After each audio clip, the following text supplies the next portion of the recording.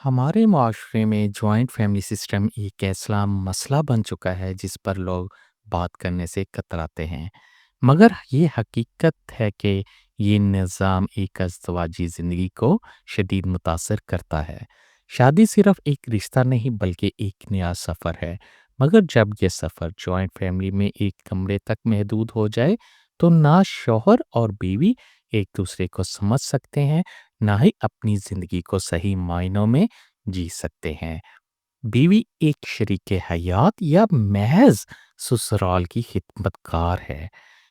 ایک عورت کسی گھر کی خدمت گزار نہیں، وہ ایک انسان ہے، ایک شریک حیات ہے۔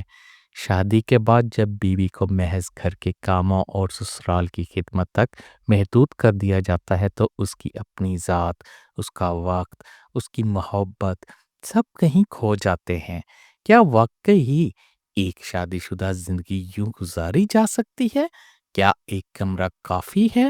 محض ایک کمرہ دینے سے کیا ازدواجی رشتہ پروان چڑھ سکتا ہے؟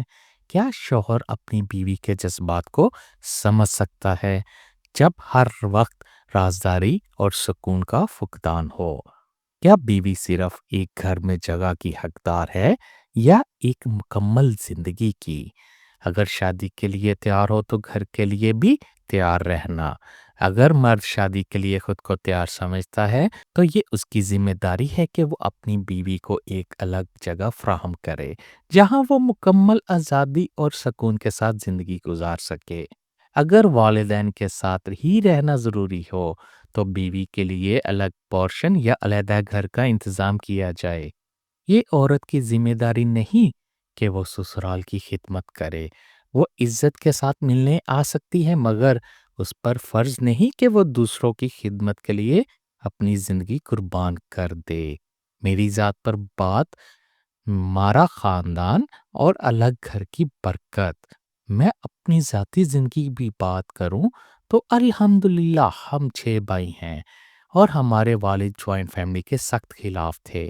ہمارے والد نے ہمیں ہمیشہ یہی سکھایا کہ شادی کے بعد اپنی بیوی کو اس کا الگ گھر دو۔ ہمارے خاندان میں جو بھی بھائی شادی کرتا وہ اپنے الگ گھر میں چلا جاتا۔ الحمدللہ آج ہم سب بھائی اپنی اپنی زندگی گزار رہے ہیں بغیر کسی کی مداخلت کے، اور سب سے اچھی بات ہر بھائی کسی نہ کسی شہر میں سیٹل ہے۔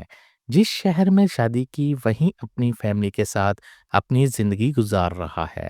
یہ اللہ کا بہت بڑا شکر ہے کہ ہم نے جوائنٹ فیملی میں زندگی گزارنے کی تکلیف نہیں سہی، اور اب ہمیں اچھی طرح اندازہ ہو چکا ہے کہ اصل زندگی کیا ہوتی ہے۔ ہم نے اپنے ارد گرد لوگوں کو جوائنٹ فیملی میں رہتے دیکھا ہے، اور ان کی زندگی میں جو مسائل آتے ہیں وہ ہم پر واضح ہیں۔ بیوی کی قدر نہ کرنا، اس کی آزادی کو محدود کرنا، ہر بات میں دوسروں کی مداخلت، اور شوہر اور بیوی کا ایک دوسرے کو صحیح طریقے سے سمجھ نہ پانا، یہ سب ہم نے دیکھا اور شکر ادا کیا کہ ہم اس سے بچے رہے۔ جوائنٹ فیملی میں زندگی ایک مسلسل جدوجہد ہے۔ شوہر اور بیوی کبھی ایک دوسرے کو مکمل طور پر نہیں جان پاتے۔ زندگی ہر وقت دوسروں کی مداخلت اور رائے سے متاثر ہوتی رہتی ہے۔